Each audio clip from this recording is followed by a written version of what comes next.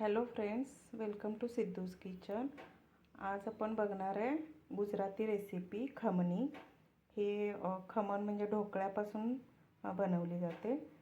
तर त्यासाठी लागणारं साहित्य बघा, हे बेसन पीठ आहे। तर ह्या वाटीनं मोजून मी ही एक वाटी आणि हे एक, असं 2 वाट्या बेसन पीठ घेतलेलं आहे। आणि आता ह्याच्यामध्ये टाकण्यासाठी मीठ, थोडंसं मीठ टाकते। त्यानंतर थोडीशी हळद टाकायची आहे।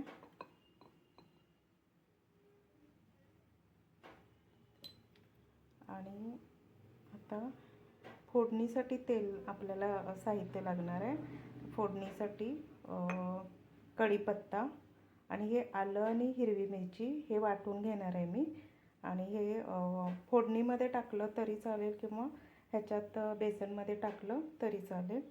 आणि थोडीशी साखर आणि ह्याच्यासाठी फोडणीमध्ये मोहरी टाकायची आणि थोडंसं लिंबू पिळायचे आणि कोथिंबीर, हळद आणि मीठ टाकलेलं आहे आणि ही आलं आणि मिरचीची पेस्ट टाकलेली आहे।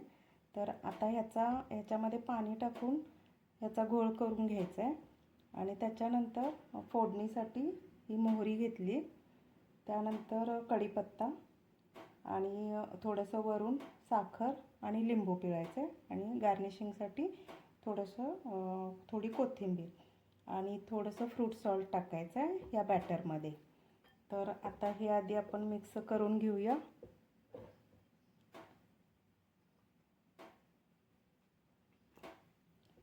आता हे जास्त पण पातळ नाही करायचं आहे, तर बघत बघत अंदाजानं पाणी टाकायचं आहे। व्यवस्थित मिक्स करून घ्यायचं।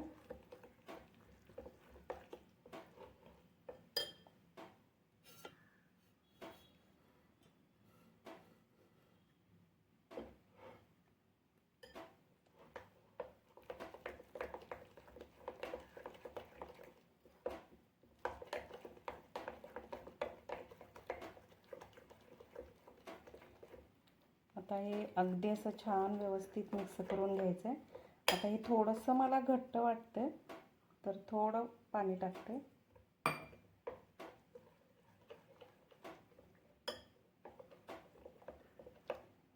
आता मी आधीच पाणी इकडं गरम करायला ठेवलेलं आहे। एका भांड्यामध्ये पाणी ठेवून खाली जाळी ठेवलेली आहे। आता हे मिश्रण आपण आता वाफवून घ्यायचं आहे। व्यवस्थित आधी मिक्स करून घ्यायचं।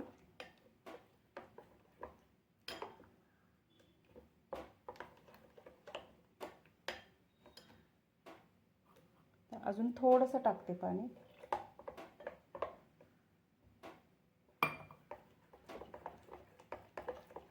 अंदाज घेत घेत पाणी टाकायचं आहे।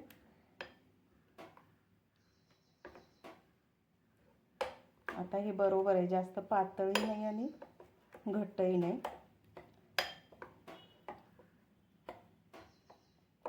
आता हे व्यवस्थित मिक्स करून झालेलं आहे। तेल लावून घेतलं आहे एका प्लेटला।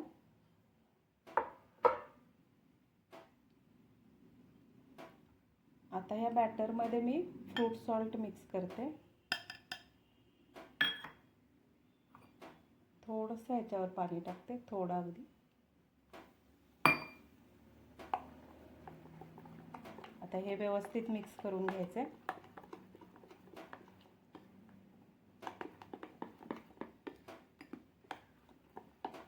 हे मिश्रण आता हलकं झालं एकदम।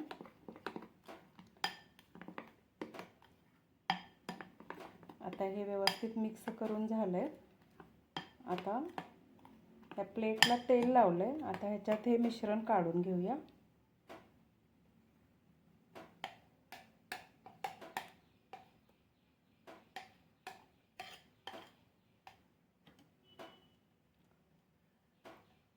हे व्यवस्थित असं काढून घ्यायचं।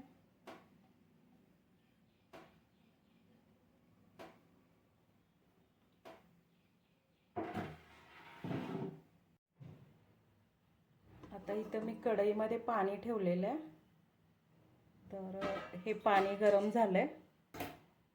आता ह्याच्यामध्ये हे ठेवूया वाफवायला आणि एक 15 ते 20 मिनिटांनी हे तयार होईल. 15 ते 20 मिनिटं वाफवून घ्यायचं आहे. आता हे झालंय का बघूया.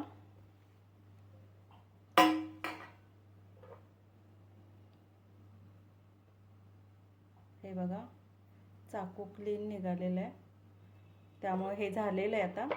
आता हे थंड करून घ्यायचं आणि ह्याचे बारीक बारीक मी पीसेस करून घेणार आहे. त्यानंतर आपण त्याची फोडणी करून घेऊया. आता मी ह्याचे तुकडे ह्याच्यामध्ये मी बारीक करून घेणार आहे.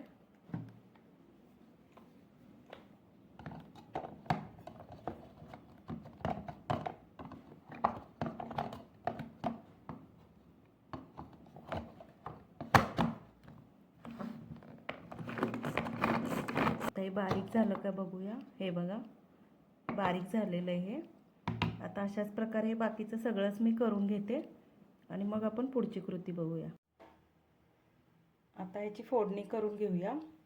फोडणीमध्ये पहिल्यांदा तेल टाकलेलं, तर तेल तापलंय. आता मोहरी टाकली.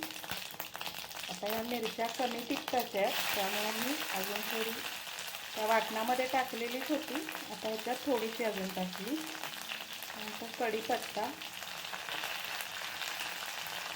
थोडेसे तीळ.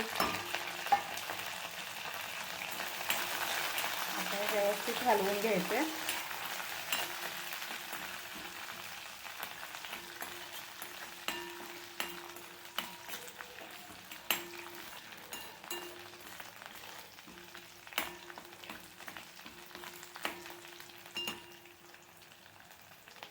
थोडीशी कोथिंबीर टाकते.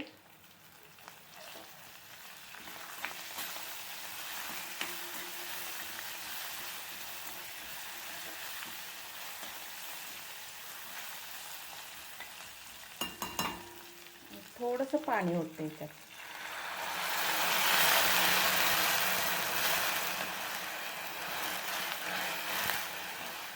थोडंसं पाणी टाकले, छोटी अर्धी वाटी.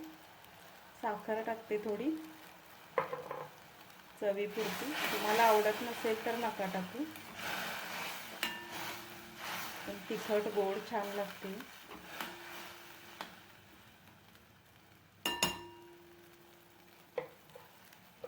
थोडासा हिंग टाकायला विसरले मी, थोडासा टाकते हिंग, कारण बेसन आहे त्यामुळे हिंग पाहिजे.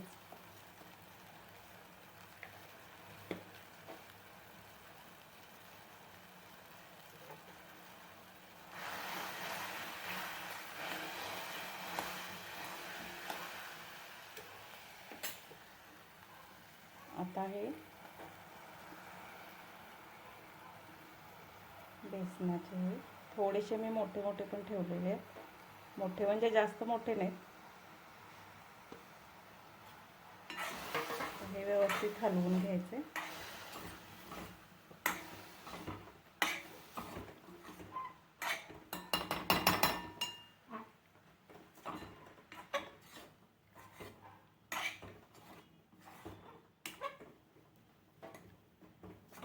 आता ही आपली गुजराती सुरती खमणी तयार आहे. ह्याच्यामध्ये थोडंसं लिंबू पिळते.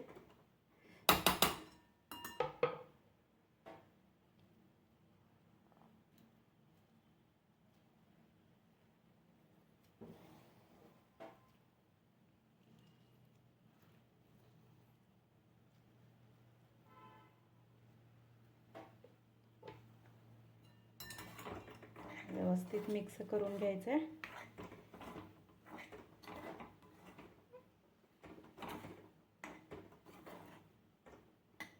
गॅस बंद करते.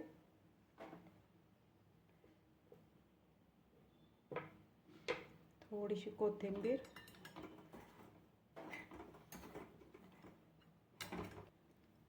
आता हे काढून घेऊया.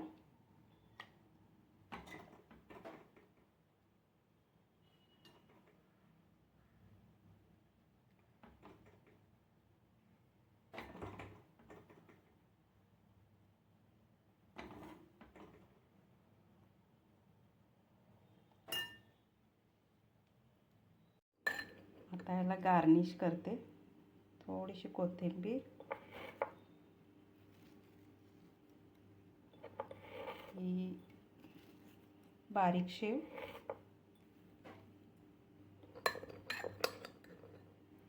त्यानंतर अनारदाणे,